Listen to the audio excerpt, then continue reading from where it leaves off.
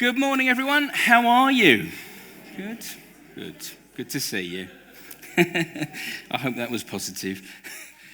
Did you know our brains are like Teflon for all the good and positive stuff that comes our way, but like Velcro for all the negative stuff. So the good things that happen, too often they go into our minds, and then almost as quickly they kind of scoot off into the distance. But the bad things, the negative stuff, our brain holds onto that like sticky Velcro.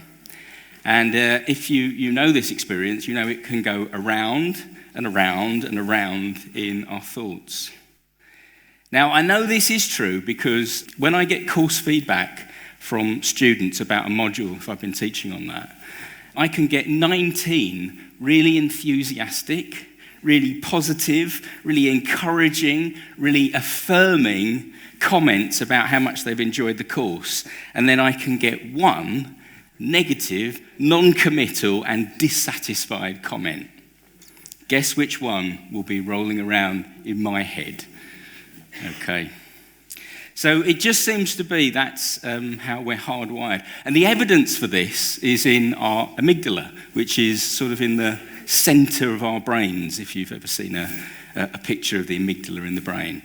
And it's the part of the brain that processes strong emotions like fear. And it's where we get the fight or flight response from. And neuroscientists have termed this hardwired bias to look for threats rather than opportunities as the negativity bias. I don't know if any of you have come across that. And what they think it's because our distant ancestors basically had two jobs, okay? One, to get carrots, okay? And two, to avoid sticks. Okay, so carrots being food, water, and shelter, and sticks, predators, hazards, not being kicked out of the tribe. And if you don't get a carrot today, well, then probably there'll be another one along tomorrow. But if you don't avoid that saber-toothed tiger that's stalking you, it's game over, isn't it? And it can, if we're not mindful of this, mean that we err towards the negative. We kind of set the bar low in terms of our expectations. And I think the comedian Bill Bailey, who's one of my favorites, actually captures this idea really well. Happiness is quite different from happiness around the world because we process happiness in a different way in Britain. American friends I've met, Australians, they're much more in the moment. Oh yeah, they're in tonight. Woohoo! They're much more upbeat, much more positive. And I say to my Australian friends, how are you? Awesome. Awesome. I mean, genuinely, in a non-ironic way. How are you, mate? Awesome. How was yesterday? Awesome, mate. Today's going to be awesome. What are you doing tomorrow? I don't know, picking up stones in the rain. It's going to be awesome.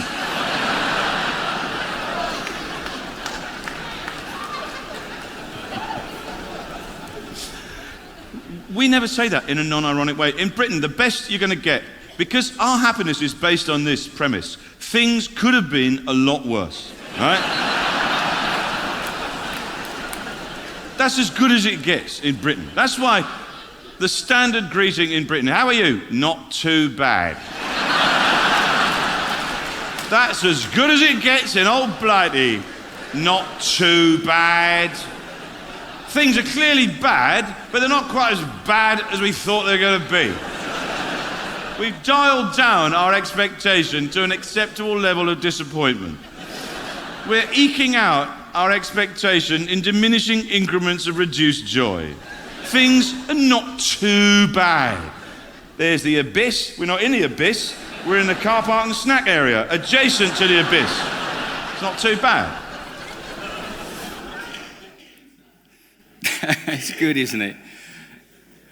Who's been in the car park and snack area adjacent to the abyss, I wonder?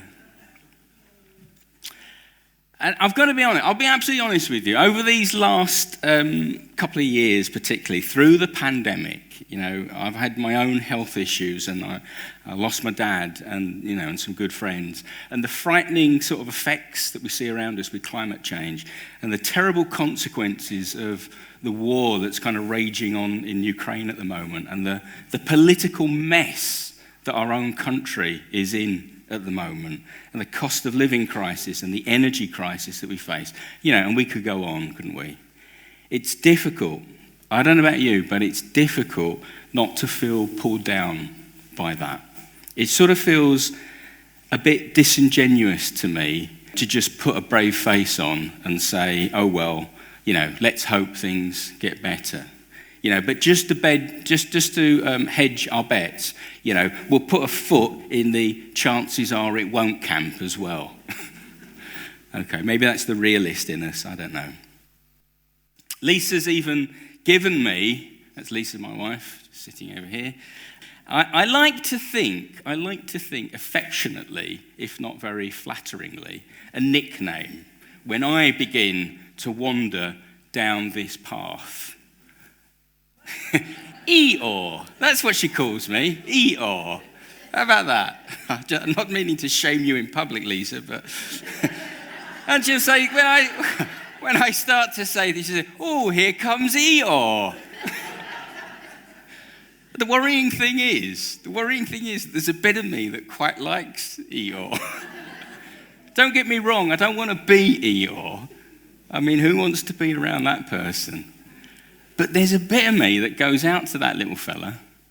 Maybe it's just feeling for the underdog. I don't know.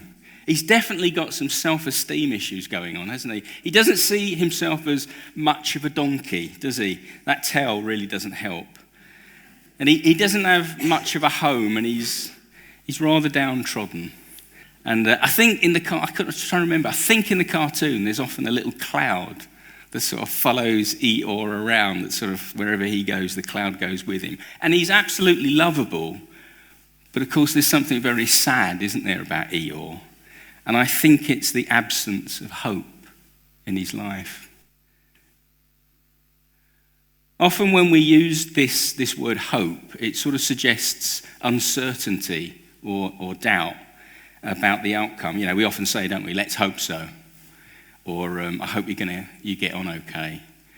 And of course, it's really good to be optimistic. And I mean, let's face it, being Eeyore, or even being around Eeyore for too long, is pretty draining.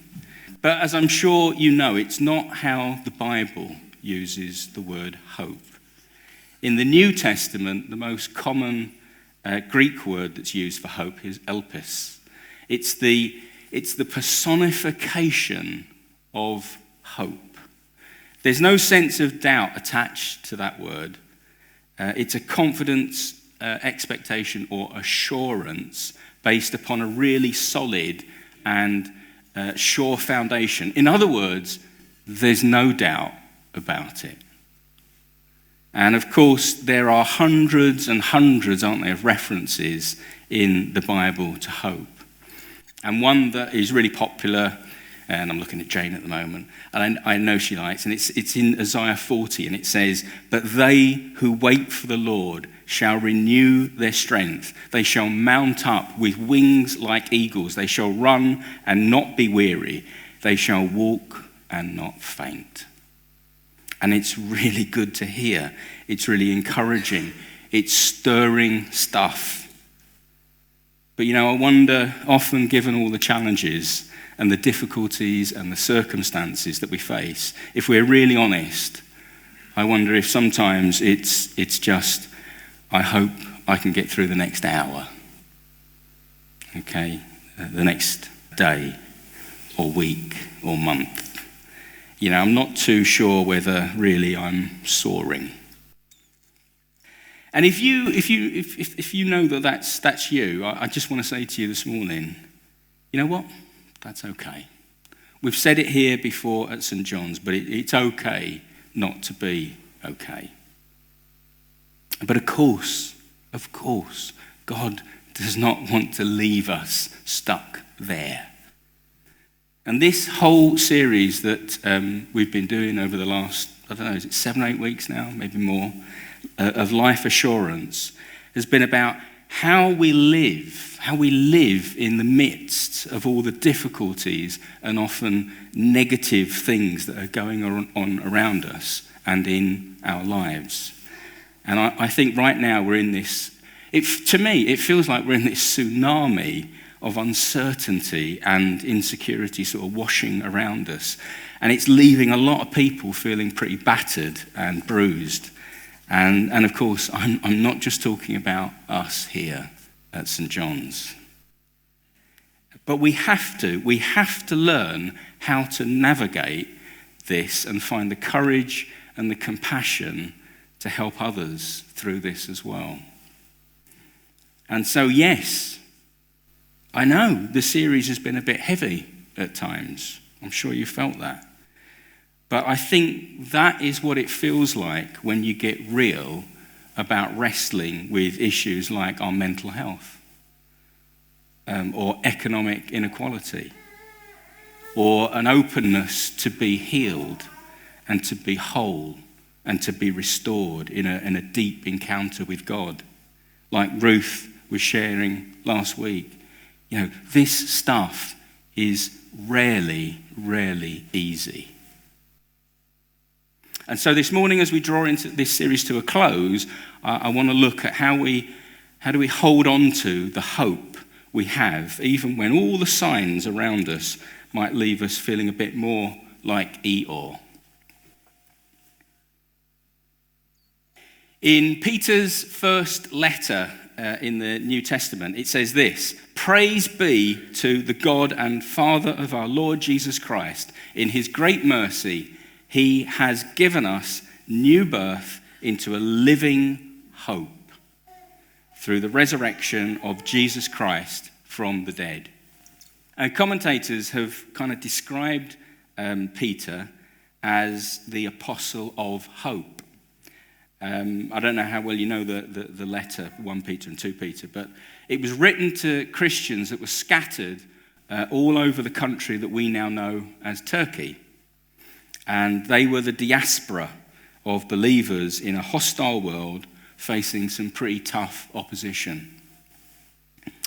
The word suffering, occurs more often in this short little letter than any other book in the whole of the New Testament.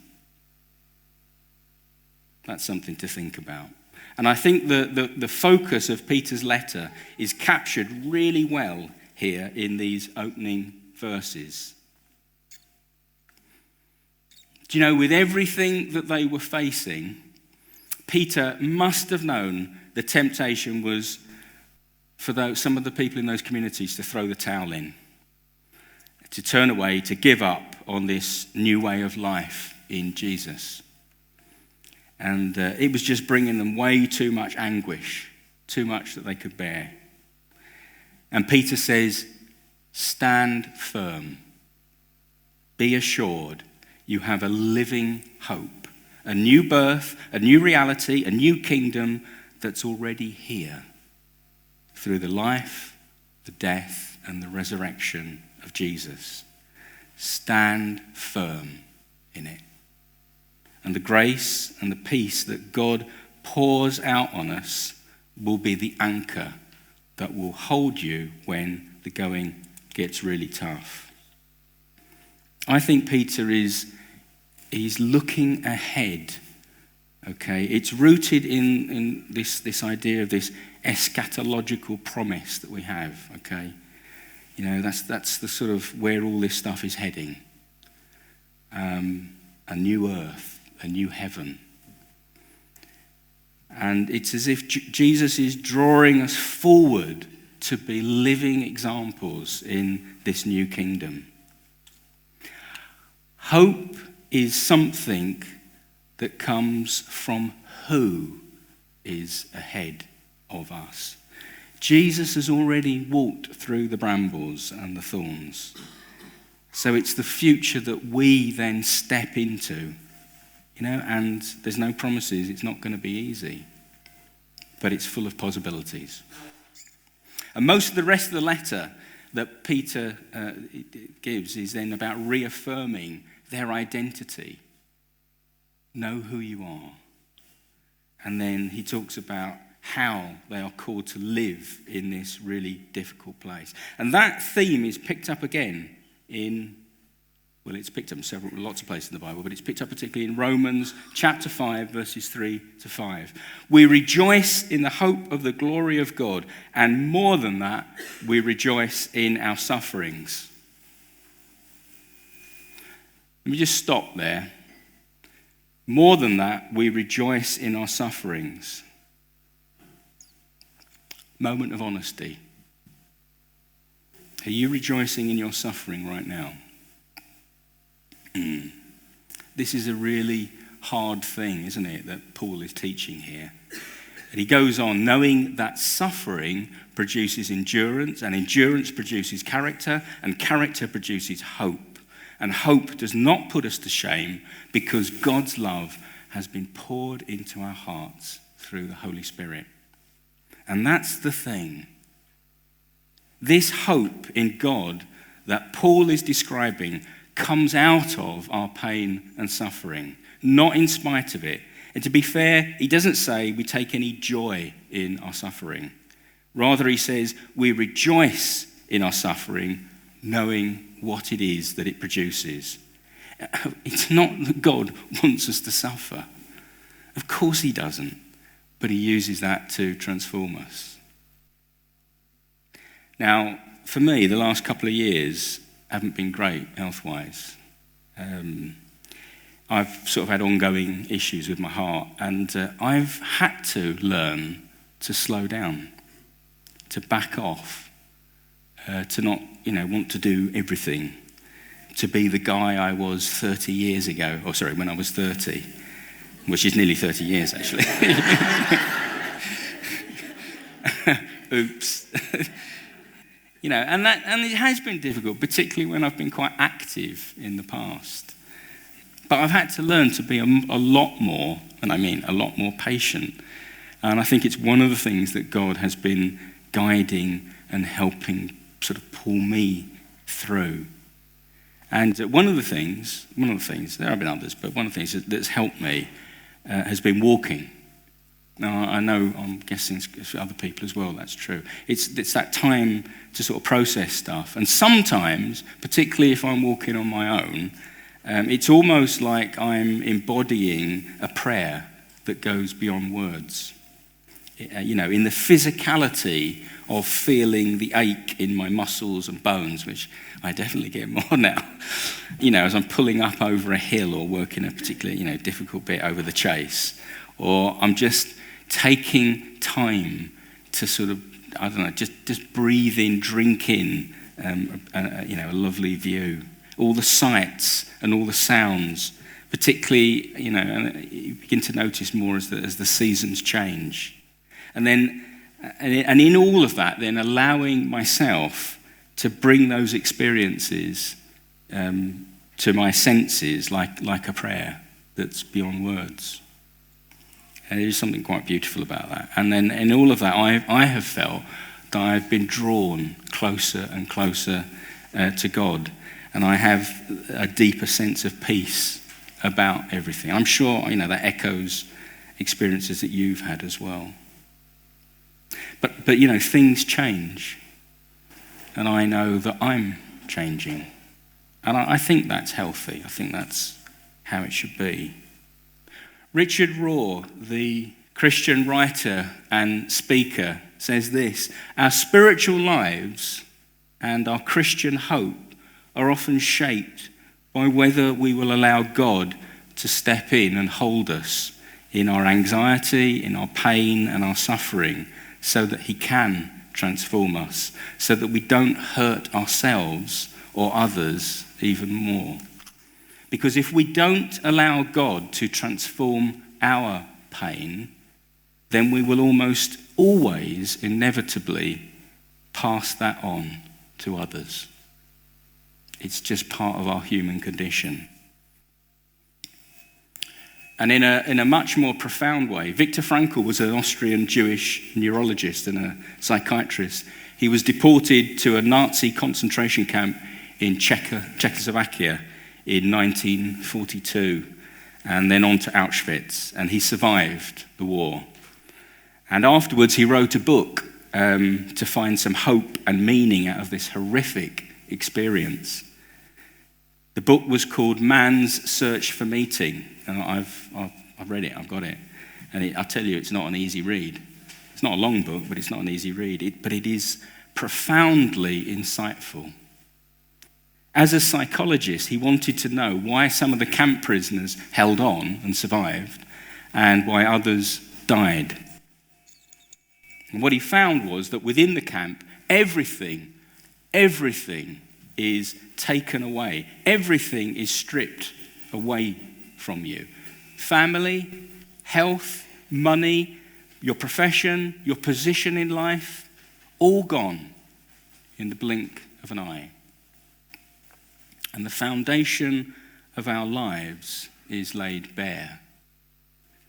And from his observations and counselling sessions that he did with survivors, Frankl found that unless you had a spiritual cornerstone, unless you had something that went beyond yourself, unless you had an unshakable why to live, an indestructible living hope, we might say, then it was almost impossible to endure the suffering. And those prisoners either died or became so brutalized by the experience that they went through that they then just perpetuated the violence of the camp to others, living with little or no hope, empty and hollowed out.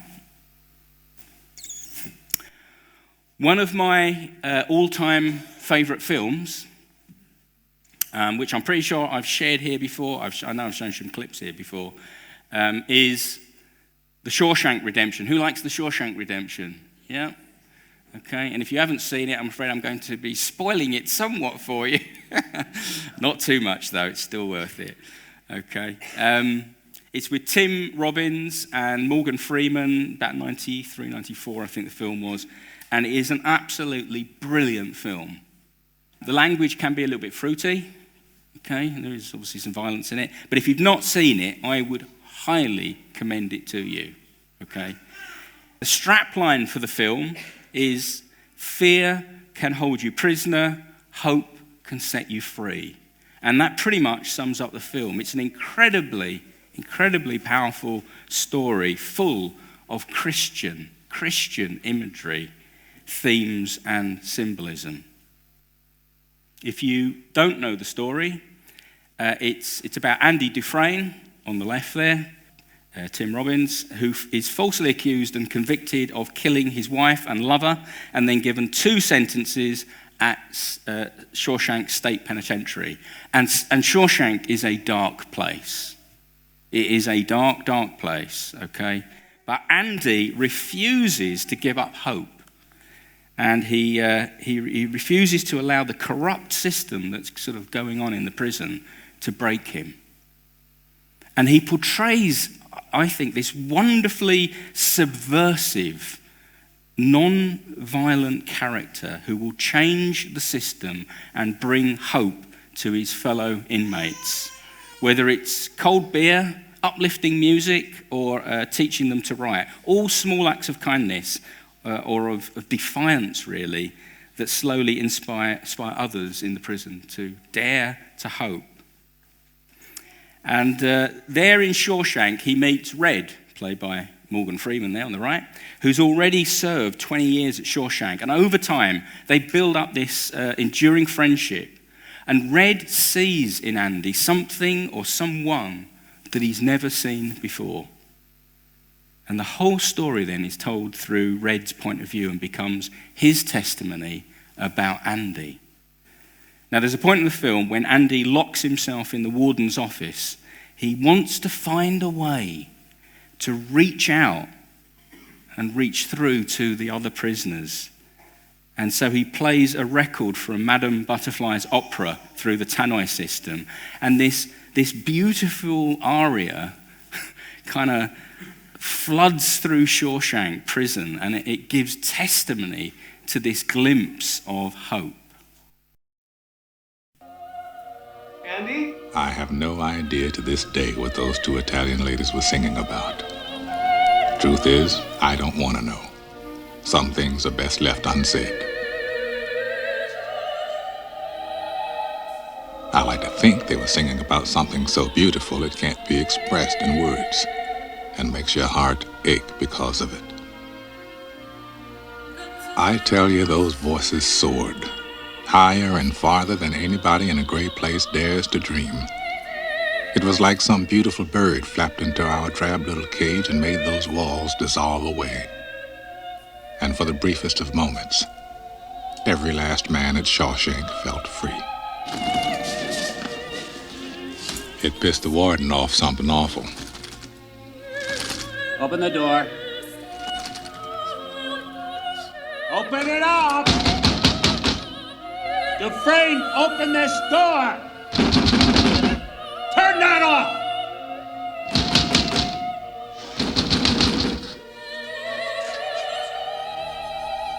I am warning you, Dufresne, turn that off!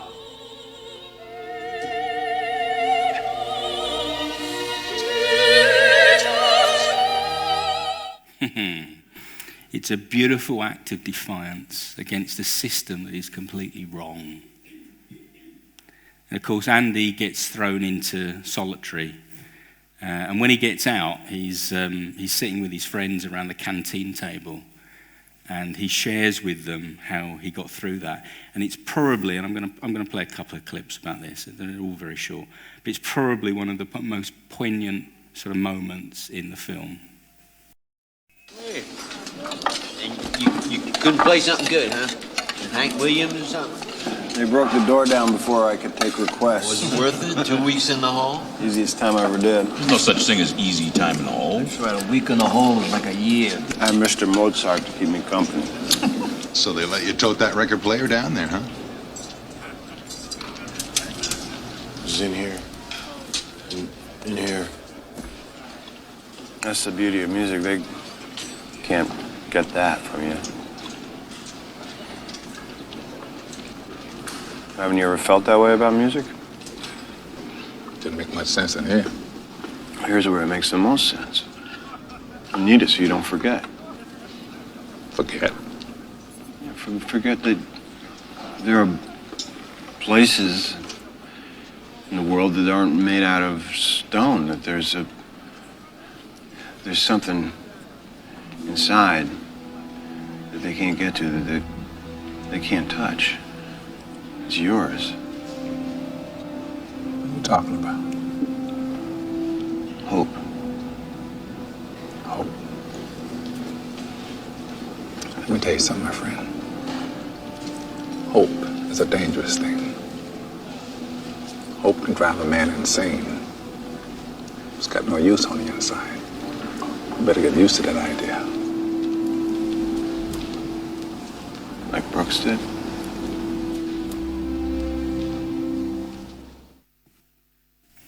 If you want to find out about Brooks, you'll have to watch it. It's the one conversation in the film that seems to make Red angry. And I think Red had given up on hope a long time ago. It was just a cruel joke. And it's not by accident, I think, that Andy was the only innocent man in Shawshank. And he becomes best friends with Red, the only man in Shawshank who accepts that he was guilty. And you see, I don't think this is actually a story about Andy's redemption. I think it's about Red's redemption. It's his recovery of hope. So, spoilers here, but thank you. Near the end of the film, Andy breaks out of prison and he crawls through a 500-meter pipe full of raw sewage. And he gets out and rips off, at the other end of the pipe as he gets out of the prison, and rips off his clothes and the rain pours down. And it's an incredibly climatic scene in the film, kind of symbolically washing him clean of all the filth he's covered in, all the things that have happened in Shawshank. Freedom. And if it's just about Andy, then the story kind of ends there, doesn't it? But it's not. He prepares the way for his friend Red to come to where he is in a Mexican paradise. He goes ahead of him, and when the time is right, draws Red to join, to be with him. I think it's incredibly symbolic.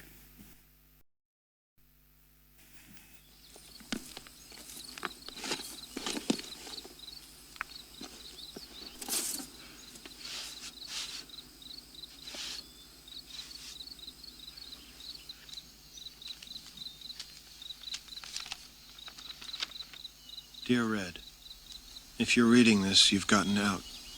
And if you've come this far, maybe you're willing to come a little further. You remember the name of the town, don't you? Zihuatanejo.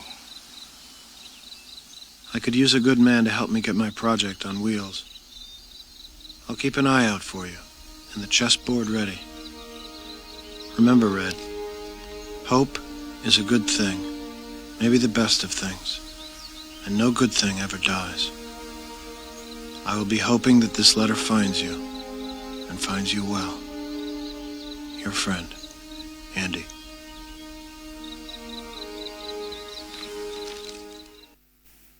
Now, if you know the film, there are 3 parole hearing scenes for Red. One at the beginning, one in the middle, and one at the end of the film. And I think that's a journey of Red's transformation. Because we get to the last hearing, and Red finally speaks as a man no longer bound by fear. He doesn't care now whether he leaves or stays at Shawshank, because his friend, Andy, has broken free from this cruel and oppressive regime. He's exposed the truth. And again, if you know the film, he's exposed the warden for the man that he really is. Red is no longer afraid of whatever the future holds. And he obviously gets released. And there is something incredibly fragile, but ultimately unbreakable in his spirit now. Hope. I think, it's up there, isn't it? I don't know where it is, but it's in number 1, 2, or 3 of the top films ever. Okay, but for me, it's an incredibly powerful film. It's a powerful story about living hope. Now, our hope isn't, we know, optimism. It isn't wishful thinking or some vague notion that things will be okay, or that by putting a brave face on things when we don't quite know what to do or what to say. It's not that. It's steadfast. It's meaningful. It's a pervading hope in all circumstances, in all situations, whatever they are. It's a hope that endures. It's a hope that holds us like an anchor in whatever storm we might find ourselves in. Hope for the here and now, and for the life in the new kingdom, here but not quite here yet. Hope rooted in the resurrected Christ, the sign of a new beginning, a new hope for a new kingdom. And the thing is, it's not just a hope for us. It is a hope for the whole of creation. Paul says, the whole of the earth cries out, groans in anticipation for the coming kingdom, the resurrected life. At the end of Paul's letter to the Romans, I think there's a wonderful passage as he's drawing together all the threads of the letter to the Romans. And he says this, "May the God of hope fill you with all joy and peace in believing, so that you may abound in hope by the power of the Holy Spirit." And for me, it's so full of energy and potential. I think Paul wanted those Christians living in Rome, right under Caesar's nose, to be a people of hope, a community of hope in a society that so desperately needed to see a different way. And maybe that's a good definition of what it means for us to be church. Particularly right now, people gathering together to share out our lives, their love, our faith, our hope with others, and in doing that, becoming a beacon of hope for the community around us. More often than not, God doesn't change our circumstances. He changes us. And slowly. He draws us into a new way of being, of seeing and thinking. And we discover in that an inner peace and a strength to endure whatever it is that life has to throw at us. It's not so much about thinking as God behind us or standing over us or pushing us out, but rather of God ahead of us. God inviting us into greater freedom and greater wholeness and greater maturity and greater relationship and diversity with others. And as we step into that, we get to be part of it and to see it wonderfully unfold. We make a choice. We choose hope instead of fear. And it's not that life necessarily gets any easier or that we no longer have to deal with all the difficulties and the circumstances we face, no. But now we have the assurance, a living hope deep within us. Amen.